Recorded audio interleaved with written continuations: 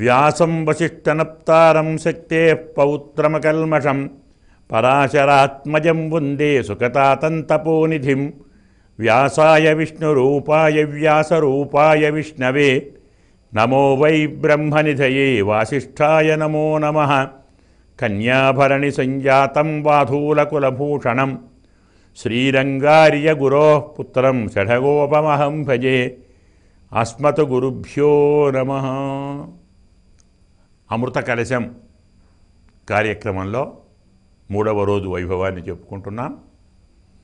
భగవత్ బంధువులారా, తీర్థయాత్ర వల్ల రోగాలు ఎలా పోతాయి, పాపాలు ఎలా పోతాయి చెప్పుకున్నాం. అదే కాదు, తీర్థయాత్ర వల్ల ఉత్తమమైనటువంటి భార్య లభిస్తుంది, ఉత్తమ సంతానం లభిస్తుంది, ఉత్తమ భోగం లభిస్తుంది అని కూడా చెప్పారు.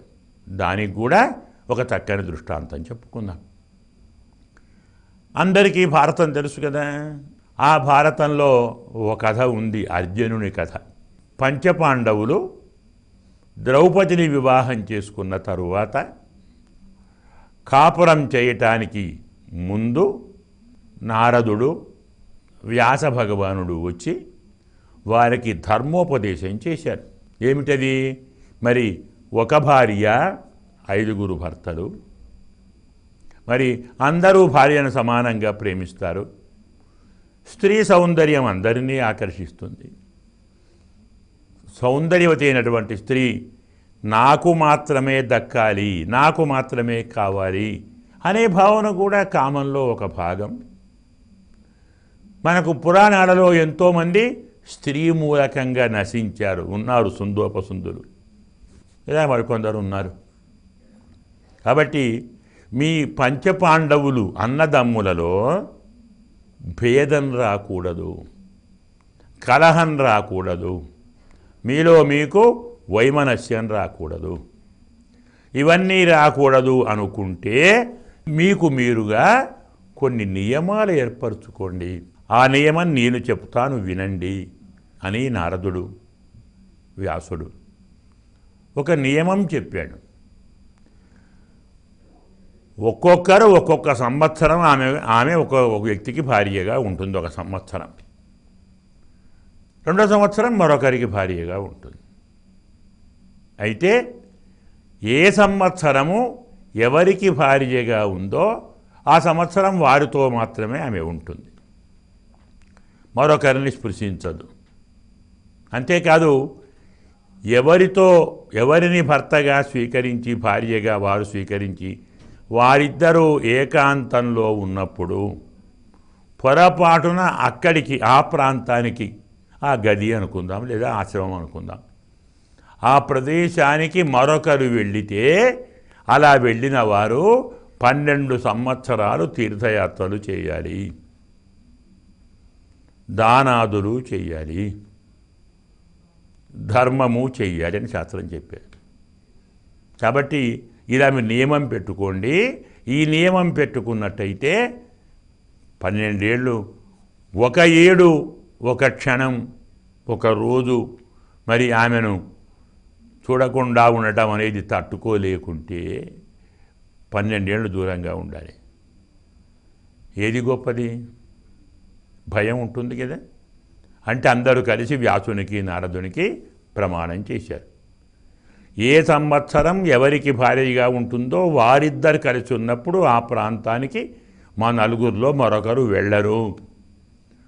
ఒకవేళ పొరపాటున వెళ్ళవలసి వస్తే, వెళ్ళితే 12 ఏళ్ళు తీర్థయాత్ర చేస్తాము అని ప్రమాణం చేశారు. బాగుండండి వెళ్ళిపోయారు. అలాగా కాలం గడుస్తూ ఉంది. ఇంతలో ఒకసారి ఒక బ్రాహ్మడు పరిగెత్తుకొని వచ్చి రక్షించండి, రక్షించండి, రక్షించండి అని మొత్తుకున్నాడు. ఆయన ఏమైంది? ఇగో నా గోవులను వాళ్ళని ఎవరో అపహరించకపోతున్నారు, రాక్షసులు. నేను వారిని ఎదిరించలేను, ఎదిరించినా వారిని ఓడించలేను, నాకున్నదే గోధనం, అదంతా పోతున్నది, కాపాడండి, కాపాడండి, కాపాడండి. బ్రాహ్మణుడు చాలా దీనంగా యాచించాడు. మరి కాపాడాలంటే ఆయుధాలు కావాలి కదా, ధనుర్బాణాలు అర్జునునికి కావాలి. ధనుర్బాణాలు ఆయుధాలన్నీ ఏ గదిలో ఉన్నాయో ఆ గదిలోనే ధర్మరాజు ద్రౌపది ఉన్నారు. ఆ సంవత్సరం వారిది, అందులోనే ఉన్నారు వారు. ఆయుధాలు అక్కడే ఉన్నాయి. వెళ్ళకుంటే గోహత్య బ్రహ్మహత్య, వెళ్ళితే ఇతనికి 12 సంవత్సరాలు యాత్ర, ఇతనికి పాపం. ఏం చెయ్యాలి అని ఆలోచించాడు. గోవుల కంటే బ్రాహ్మణుల కంటే నాకొచ్చే కష్టం పెద్ద కాదు, 12 ఏళ్ళు పోతాను, విశేషమే పుణ్యమే కదా నాకు, ఎందుకు బాధ అని మనస్సు నిశ్చయించుకొని గదిలోకి వెళ్ళాడు. ధనుర్బాణాలు తీసుకున్నాడు, బయటకు వచ్చేసాడు. వచ్చి వెళ్ళాడు, యుద్ధం చేశాడు, వాళ్ళను సంహరించాడు, బ్రాహ్మణుల గోవులను రక్షించాడు, వాళ్ళని పంపించి తిరిగి వచ్చాడు.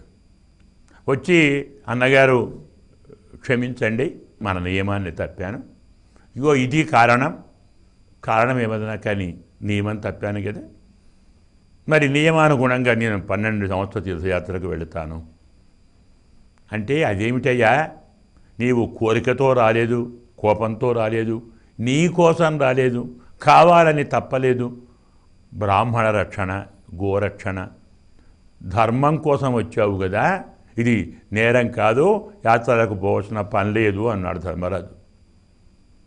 అన్నగారు ఒక్క అవకాశం ఇస్తే అందరూ తప్పులు చేస్తారు, నియమం నియమమే, కారణం ఏదైనా నియమాన్ని తప్పడం పాపమే.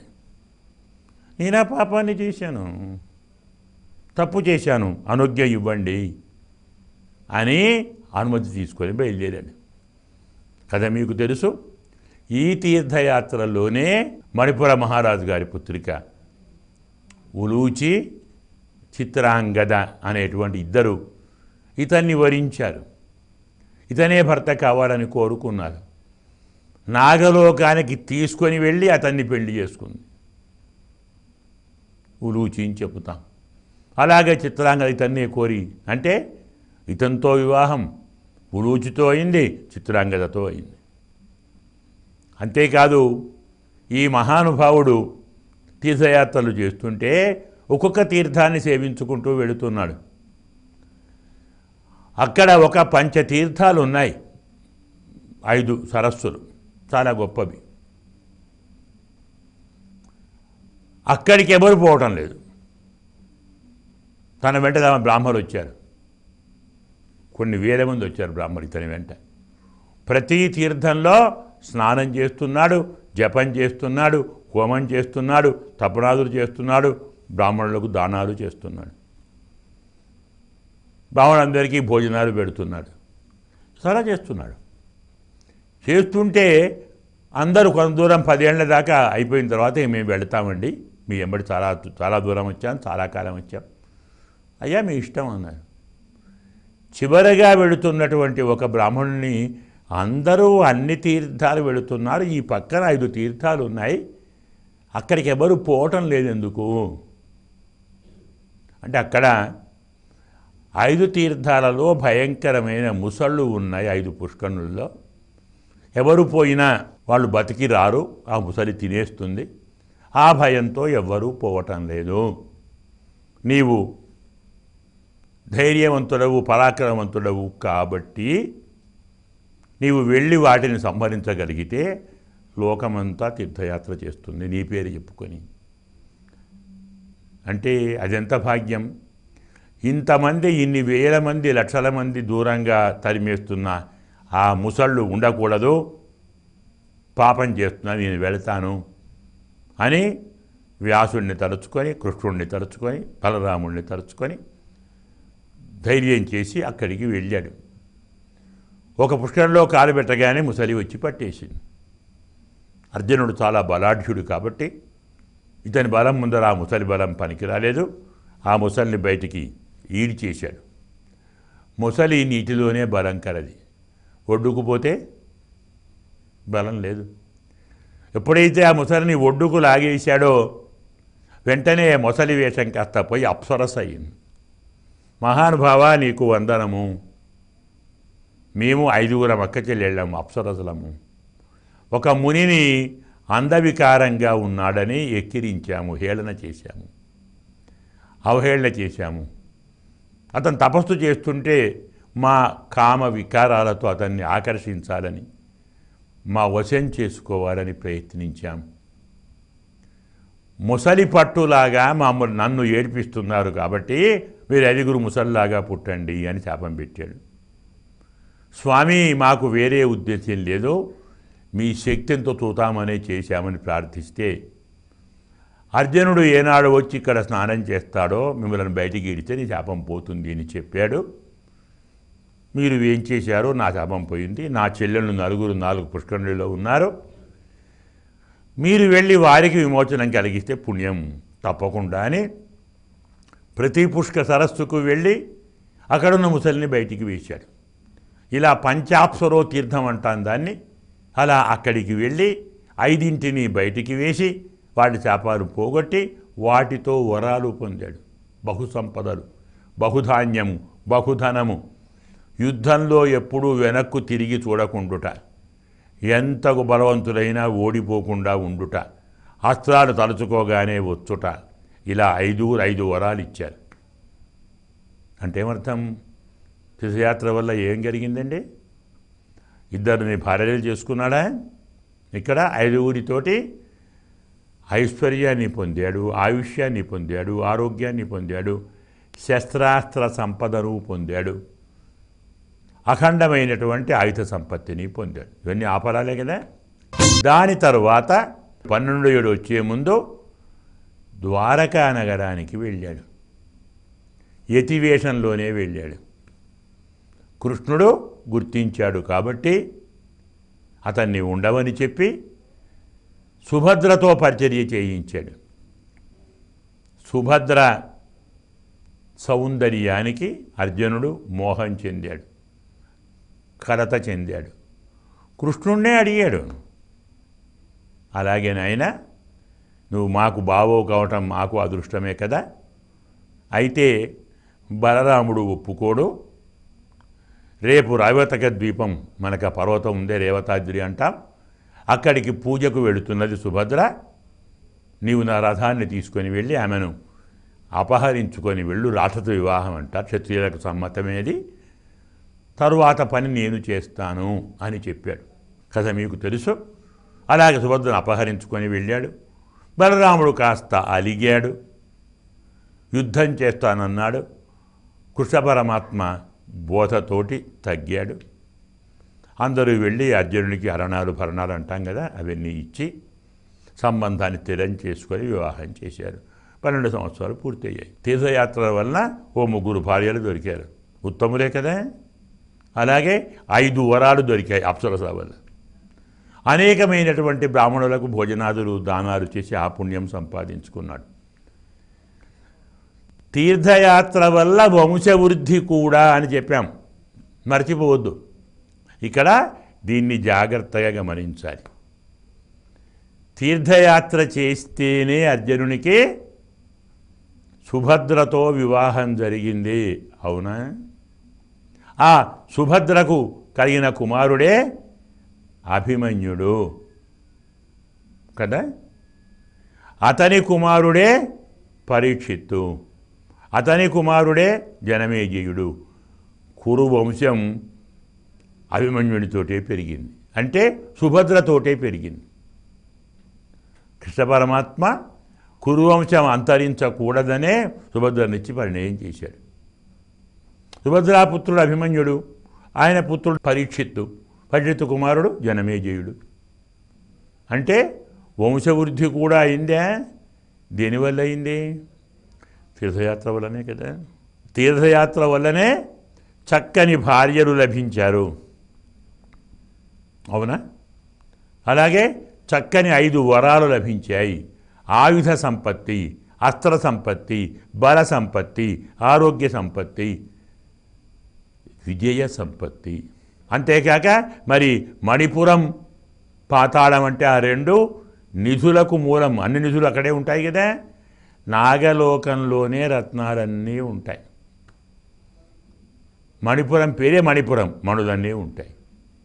వారిని వివాహం చేసుకున్నందువల్ల అమ్మాయి తండ్రులు తల్లి వీరికి కన్యావరణాల కింద, ఆభరణాల కింద, అరణాల కింద అనేకమైన రత్నరాసులు ఇచ్చారు, ధనరాసులు ఇచ్చారు, గజములు, అశ్వములు, పదాతి సైన్యము ఇచ్చారు. అంటే సంపద పెరిగిందే. తీర్థయాత్ర వల్ల సంపద పెరిగింది, తీర్థయాత్ర వల్ల పరాక్రమం పెరిగింది, తీర్థయాత్ర వల్ల ఆయుధ సంపత్తి పెరిగింది, తీర్థయాత్ర వల్ల పాపాలు పోయాయి, తీర్థయాత్ర వల్ల పుణ్యాలు కరిగాయి. ఇలా ఒక అర్జునుడిని మనం తీసుకుంటే తీర్థయాత్ర వల్ల ఎలా విజయం పొందాడో, ఎలా రోగాలన్నీ పోయాయో, ఎలా పాపం పోయిందో చెప్పుకున్నాం. ప్రత్యేకించి నారద పురాణం చెబుతుంది. నారద పురాణంలో ఒక అద్భుతమైనటువంటి ఇతివృత్తం ఉంది, కథావృత్తం. రుక్మాంగద చరిత్ర, చాలా గొప్ప చరిత్ర. ఈ రుక్మాంగద చరిత్ర ఎంత గొప్పది అంటే, రుక్మాంగదుడు పరమభక్తాగ్రేసరుడు, శ్రీమన్నారాయణునికి ఏకాంత భక్తుడు. ఇతను ఏకాదశి వ్రతాన్ని నిష్ఠతో ఆచరించేవాడు. ఎంత గొప్పవాడు ఈ మహానుభావుడు అంటే, తన రాజ్యంలో ఏకాదశి నాడు ఎవ్వరూ భుజించకూడదు. దశమి నాడు ఒక పూటే తినాలి, రాత్రి నిద్రపోవద్దు. ఏకాదశి నాడు 2 పూటల ఉపవాసం ఉండాలి, రాత్రి నిద్రపోవద్దు. ద్వాదశి నాడు పారణ చెయ్యాలి, రాత్రి నిద్రపోవద్దు. 3 పూటలు జాగరణ, 5 పూటల నిరాహారం. ఈ జాగరణలో పరమాత్మ నామాన్నే కీర్తించాలి. శక్తి ఉంటే ఏకాదశి నాడు దగ్గరలో ఉన్న నదీ తీరానికి వెళ్ళి స్నానం చేసుకొని వస్తే ఫలితం ద్విగుణమవుతుంది. అంటే తీర్థయాత్ర. గమనించండి, ఈ నియమం అందరూ పాటించాలి. ఏకాదశి నాడు పసిపిల్లలకు కూడా పాలు ఇవ్వవద్దు, పశువులకు కూడా గడ్డి పెట్టవద్దు అని శాసనం చేశాడు రుక్మాంగదుడు మహానుభావుడు. ఈ శాసనం ఇష్టం లేని వాళ్ళు నా రాజ్యాన్ని విడిచిపెట్టి వేరే రాజ్యానికి పోండి. ఆర్డినెన్స్, రాజుగారి ఆజ్ఞ. ఆనాడు ఎవరు కాదనేవాడు కాదు కదా. రాజుగారంటే భయం కంటే ఎక్కువ భక్తి ఉంది. ధర్మాత్ముడు రుక్మాంగదుడు, కామక్రోధాలకు అతీతుడు, ప్రజలను బిడ్డల్లాగా చూసుకుంటున్నాడు. సరే, మనందరి పుణ్యానికే కదా, మంచిదే అని ఒప్పుకున్నారు. ప్రజలందరూ ఏకాదశి ఉంటున్నారు, వీరున్న వాళ్ళు తీర్థయాత్రలు వెళుతున్నారు, నదీ స్నానం చేస్తున్నారు, అక్కడ దానం చేస్తున్నారు, అక్కడ హోమం, అక్కడ తర్పణం, ఇవన్నీ చేస్తున్నారు. ఇలా కొన్నాళ్ళు జరిగిపోయిన తరువాత యమధర్మరాజు బ్రహ్మలోకానికి వచ్చి రాజీనామా చేశాడు. యమలోకానికి ఎవరు రావటం లేదండి. ఏమయ్యా రాజీనామా ఎందుకు అన్నాడు బ్రహ్మ. అయ్యా, పని లేకుండా జీతం తీసుకోవటం ఇష్టం లేదు అని చెప్పాడు. పని నీకు లేకపోవడం ఏమిటయ్యా, మాకు లేక పని లేకపోవచ్చు, స్వర్గంలో వచ్చేవాడు తక్కువ కావచ్చు, కానీ నీ లోకం ఎప్పుడూ కళకళలాడుతూ ఉంటుంది కదా, అందరు పాపాత్ములే కదా. పని నీకు లేదా అంటే ఏం చెప్పామంటావు నాయన, ఒకడిని సృష్టించావు రుక్మాంగదుడిని, అతన్ని ఇలా ఏకాదశి వ్రతం అందరితో చేయిస్తున్నాడు. ఆ వ్రతం చేసిన అందరూ వైకుంఠం పోతారు, నా దగ్గరికి ఎందుకు వస్తాను? ఇలా నా లోకం ఖాళీ అవుతున్నది, నాకు పని లేదు, రాజీనామా చేస్తాను. అంటే ఇప్పటి వాళ్ళు లేకుంటే పాత వాళ్ళు లేరా నీ లోకంలో? వాళ్ళేమయ్యారు? వాళ్ళని మరి చూసుకోవాలి కదా. స్వామి మీకేం చెప్పాలి, నేను చెప్పేవాడిని మీకు. భూలోకంలో ఒక్కడు ఏకాదశి వ్రతం ఆచరిస్తే అతనికి ముందున్న వాళ్ళు 14 మంది, తర్వాత ఉన్న వాళ్ళు 7, 21 మంది వైకుంఠం పోతారు. 21 తరాలు తరిస్తాయని మీరే చెప్పారు శాస్త్రంలో. అంటే రుక్మాంగదుని రాజ్యంలో ఒక్కడు ఉపవాసం చేస్తే నా రాజ్యానికి 21 మంది పోతున్నారు. ఇంకెవడు ఉంటాడండి? యమలోకం అంతా ఖాళీ అయిపోయిందండి. కాబట్టి రాజీనామా. నన్నేం చేయమంటావురా? అయ్యా, రుక్మాంగదుడు ఒక్క పూట ఒక ఏకాదశి నాడు ఒక్క మెతుకు నోట్లో వేసుకుంటే నా లోకం కళకళలాడుతుంది అన్నాడు. అమ్మ బాబోయ్, అది నా వల్ల అయ్యే పని కాదు, ఆయన మా నాన్నగారి భక్తుడు, మా నాన్నగారు ఊరుకోరు, నేనేం చెయ్యలేను, అయితే రాజీనామా ఒప్పుకో. సరే ఆలోచిస్తానుండు అని ధ్యానించాడు. ధ్యానించి ఓ చక్కని అమ్మాయిని సృష్టించాడు. ఆమె సౌందర్యాన్ని చూసి బ్రహ్మే కళ్ళు మూసుకున్నాడు క్షణం. కనులు తెరిచినాక, నాన్నగారు నమస్కారం, నా పేరు ఏమిటి అంది. అమ్మాయి, నీ పేరు జగన్మోహిని అన్నాడు. నేను అనుకున్నానండి అంది. ఎందుకమ్మా? నాన్నగారు నన్ను చూసి మీరే కళ్ళు మూసుకున్నారు కదా, ఇది నేను జగన్మోహిని కానా? సరే, మీ ఆజ్ఞ ఏం చేయమంటారు? రుక్మాంగదుణ్ణి ఏకాదశి వ్రత భంగం చేయించాలి. ఏం చెయ్యాలి? నువ్వేమి చేయకు, దగ్గర ఉంది మందార పర్వతం, అక్కడికి వెళ్ళు. అక్కడ ఆ రాజు వస్తాడు, నిన్ను చూస్తాడు, చాలు, వేరు చేయవలసిన పనేం లేదు కదా. నిన్ను చూసి మోహంలో పడతాడు, పిచ్చివాడు అయిపోతాడు, మూర్ఛపోతాడు. నీవు రాజును ఓదార్చి లేపి, అంతా పిచ్చి భ్రమ అవసరం లేదయ్యా, నీలాంటి వాడిని కాకుంటే మాలాంటి అమ్మాయి ఏ పురుషుణ్ణి భర్తగా కోరుకుంటుంది, చెప్పు నీకేం కావాలి అంటే నిన్ను వివాహం చేసుకోవాలి. దీనికి ఇంత బాధ ఎందుకు?